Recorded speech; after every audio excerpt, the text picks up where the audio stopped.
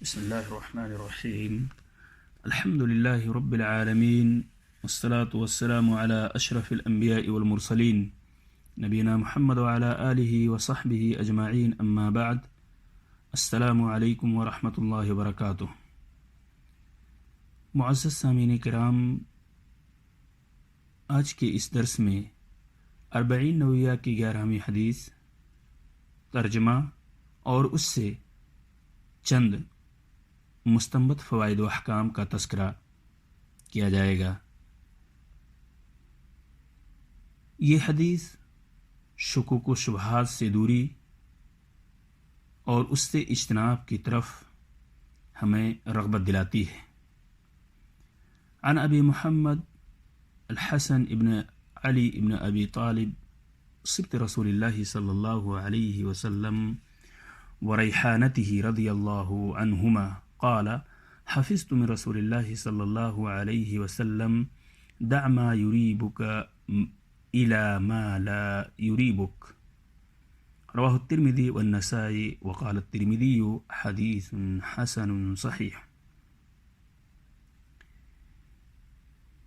ترجمہ: رسول اللہ صلی اللہ علیہ وسلم کے نواسے حسن ابن علی رضی اللہ عنہ سے روایت ہے کہ میں نے رسول اللہ صلی اللہ علیہ وسلم کی یہ بات یاد کر رکھی ہے کہ جب آپ نے فرمایا شبہ میں ڈالنے والی چیزوں کو چھوڑ کر شبہ نہ ڈالنے والی چیزوں کو اپناؤ، یعنی آپ صلی اللہ علیہ وسلم کا یہ فرمان کہ جس چیز کے اندر شکوک و شبہات کا شائبہ ہو اسے چھوڑ کر ان چیزوں کی طرف بڑھے آدمی ان چیزوں کو اپنائے جس کے اندر شکوک و شبہات کی ذرہ بھی گنجائش نہ ہو۔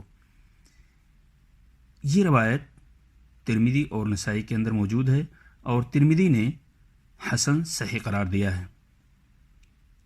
سامعین کرام، اس حدیث سے چند فوائد و احکام مستنبط ہوتے ہیں جسے ہم آپ کے سامنے پیش کرنا چاہتے ہیں۔ پہلی چیز یہ کہ حدیث میں مشکوک اور مشتبہ چیزوں کو چھوڑ کر ایسے امور اپنانے کا حکم ہے جو شک و شبہ سے بالا تر ہیں، جس کے اندر شکوک و شبہات کی گنجائش بالکل نہ ہو، تاکہ دل اضطراب و بے چینی کا شکار نہ ہو، خواہ دنیاوی امور ہوں یا اخروی۔ دوسری چیز یہ کہ آدمی کو کوئی کام کرنے سے پہلے اس کے متعلق پختہ علم حاصل کر لے،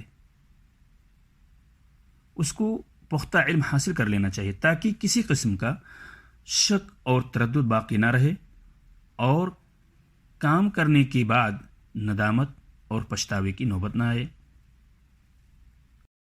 ایک آخری بات یہاں ذکر کر دینا مناسب سمجھتا ہوں کہ سچائی کی علامت دل کا سکون ہے اور جھوٹ کی نشانی دل کی بے اطمینانی ہے۔ جو روایت ہم نے ابھی آپ کے سامنے پیش کی ہے، اس روایت کے آخر میں ترمذی وغیرہ میں بعض الفاظ کی زیادتی ہے۔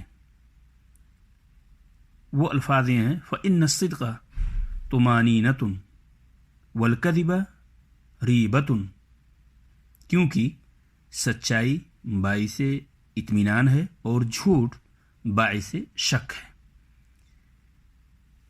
معزز سامعین کرام، امید ہے کہ ہمیں اس حدیث سے جو درس ملا ہے اس کے مطابق ہم اپنی زندگی گزاریں گے اور اس حدیث کو ہمیشہ اپنے سامنے رکھیں گے۔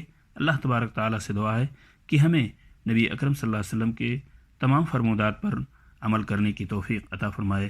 آمین۔ والسلام علیکم ورحمۃ اللہ وبرکاتہ۔